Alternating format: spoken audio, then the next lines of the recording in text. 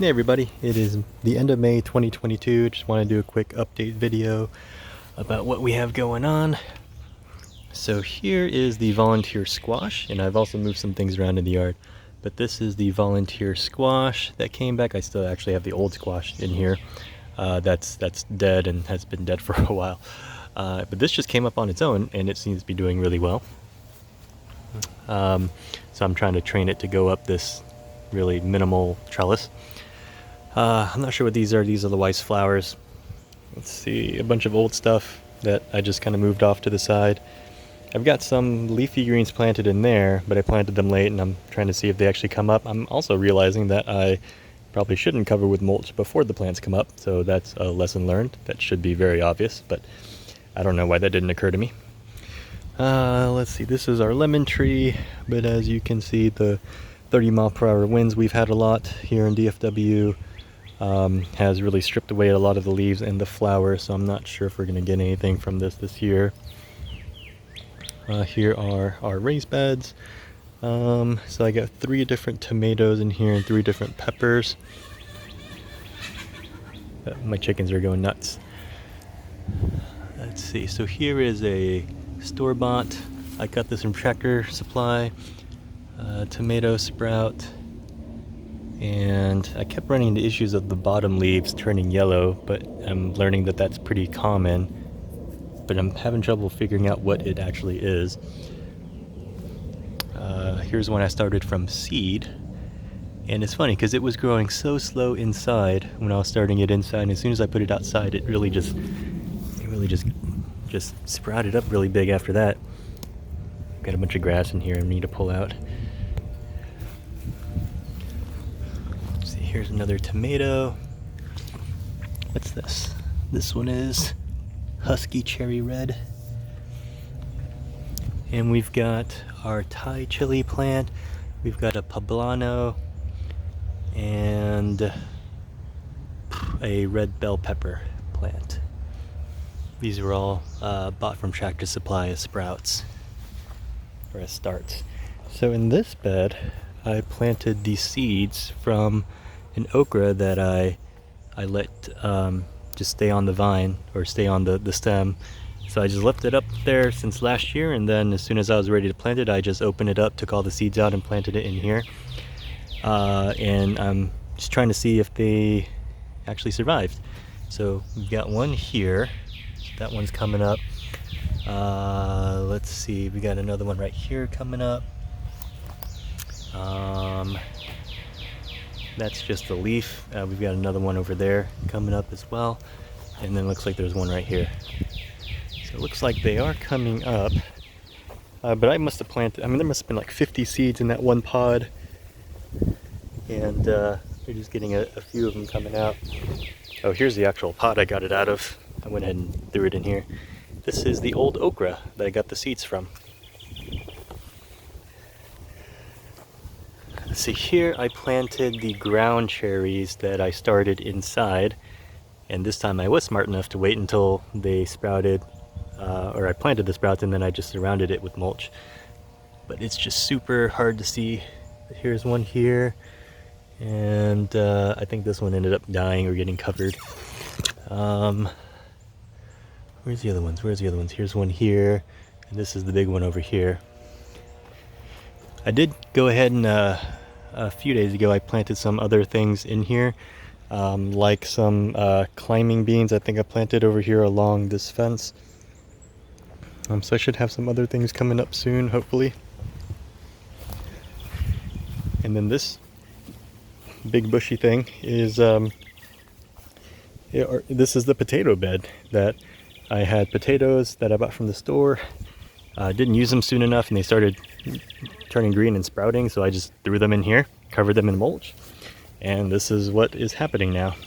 This must have been like 4 months ago that I did this. It took like 2 or 3 months before they started coming up, and then they just went crazy. And they keep coming up.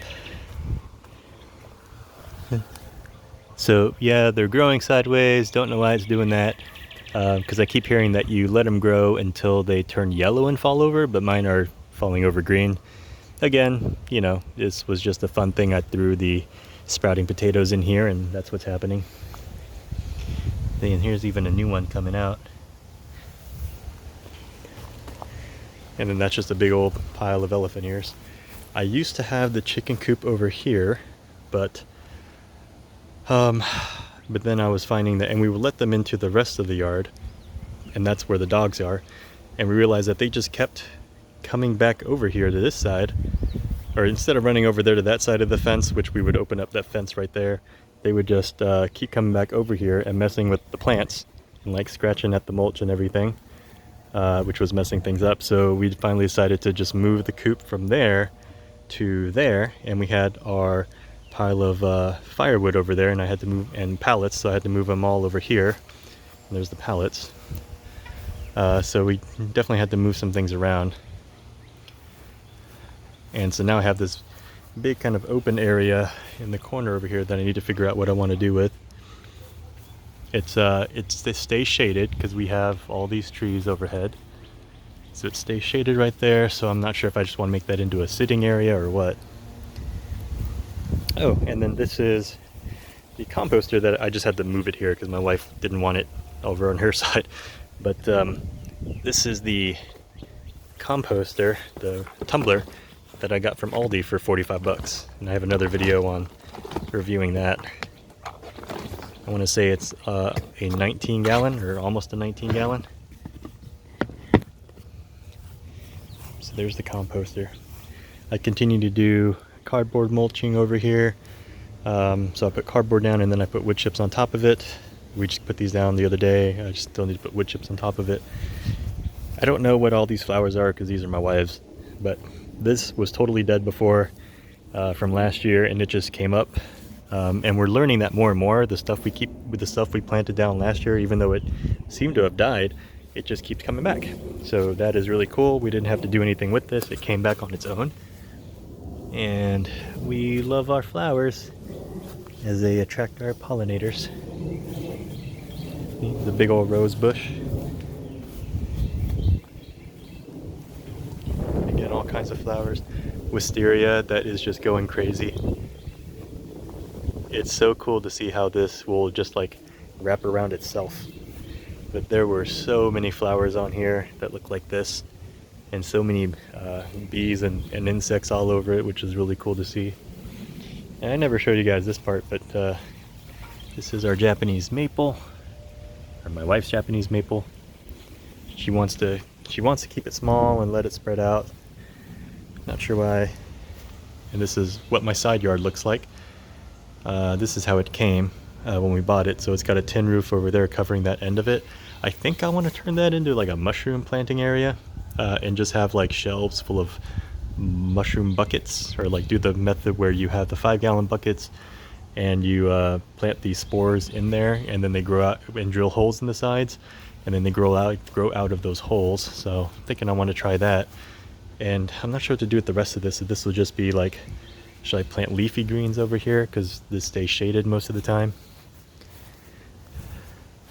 So that's this side. Let me take you over to the other side. Okay, I got a chip drop last year, and I've just been kind of working off of that. And so I've this past weekend I added kind of a path here so I can go straight to the back without having to step through like any weeds or grass. I try not to mow the grass too much just because the chickens seem to like it and the dogs seem to like it. So I don't really do a whole lot of mowing, but I do want to have a path I can walk on without having to walk through super tall grass and being surprised by a present from the dog. I just decided to put some food out here for the chickens after wetting it. So I'm trying to start to ferment their feed. This is not fermented, this is just their feed soaked in water. But I'm trying to get into fermenting their feed, as I hear it's really good for them and that they really love it. Let's see here. Over here, we've added this blueberry bush that was a gift from my in-laws. I've never seen a super yellow blueberry bush before. And to be honest, I don't know if this is actually blueberry, but they told us it was. It's just the yellowest plant I've ever seen. And then here's our Hisui Asian pear tree. It does have rust, as you can see. So we sprayed it down with, I forgot what it's called, but it's the stuff you spray to prevent rust. So we sprayed it down just to see if that will help, and I think it's helping, but we'll see what actually happens. But it's got a ton of fruit on it, and these don't get very big. I think last year, and maybe it was just because it was the first year, but last year they were, I don't know, maybe like bigger than a golf ball, maybe about 2 inches in diameter. Whereas Asian pears you find at the store are like softball size. Let's see, it's got just tons of fruit on here. And there's my chickens and the mess that I've made trying to move their coop and everything. I don't do a whole lot to really improve the look of our yard. I tend to go more for functionality, which means that it doesn't look very good. This was the blanket I used to cushion things in my truck bed, so I just threw it on here to cover the run because we've had storms lately. This is their run with their feeder. They stick their head in there, and then the water with the little cup style water cups. And here's my girls. This is Ricky. Ricky, that's my rooster, the one that we didn't realize was a rooster. That is Fritz. He has started crowing in the morning, and we have neighbors. So to try to be a good neighbor, we are bringing him in at night. So we have a little dog crate in the bathroom, so we put him in there, turn the lights off, and we're trying to control his biologic clock. We're hoping that if he doesn't see light, then he doesn't know that it's morning.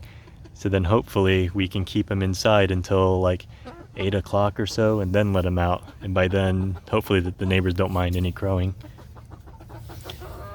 We have 3 Cochin, an Easter Egger, an Orpington, a Silky, Barn Belder, and then our Roo, which is a supposedly a Cochin Frizzle mix, but he did not get the Frizzle gene. So those are our chickens. They like to hang out here in the shade of this tree all day. We also got 3 more rose bushes. So we're planting them here. And then we've already got a bunch of roses over here. So we've got a ton of roses. We probably have like 10 rose plants. Yeah, and then this is what their coop looks like. And their coop is a mess because I don't clean it out super often. We put the ceramic, and I'm noticing that they're hanging out in here at night, like in these nesting beds, but they're supposed to be able to start laying eggs like any day now. So we put these ceramic eggs in here to let them know that's where they should be laying eggs.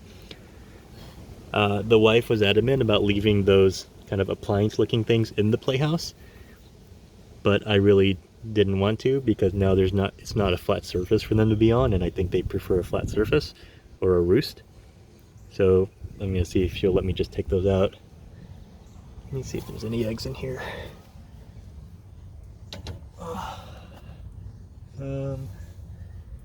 Nope, no eggs. Okay. And I need to make this more waterproof because the way that I built it originally, it's got the slats coming this way, and so it's not waterproof. So I need to find a solid piece that I can just cover that with, and then this has gaps on top. And ultimately there's a lot of things that I still need to do with the playhouse coop. And it's just on the very large list of projects to do, as is part of homesteading life. Or backyard homesteading life, but I guess homesteading life as well. So that's it. Oh, and then this is a pomegranate tree that also a gift from the in-laws. And saw some flowers on here earlier, but they might have fallen off. So we recently, I say recently, last year we bought 10 acres of land about 2 hours away from us. I'm going to be hanging out there this weekend, kind of camping out, and they want me to plant this tree on that land. We've already started a little bit of an orchard on the land. It's a mix of prairie and some groves of trees, and so we'll be we've planted some fruit trees on there already, and we'll continue to do so leading up to the day when we can actually move out on there. Right now it's just raw land. Cool, that's it. Thanks everybody. Feel free to like this video, share, subscribe. Again, this is not like this is how you homestead or anything like that. This is what I'm doing. This is my experience. Hopefully you can learn from my successes and my mistakes, because I'm sure I'm making mistakes. All right, thanks everybody.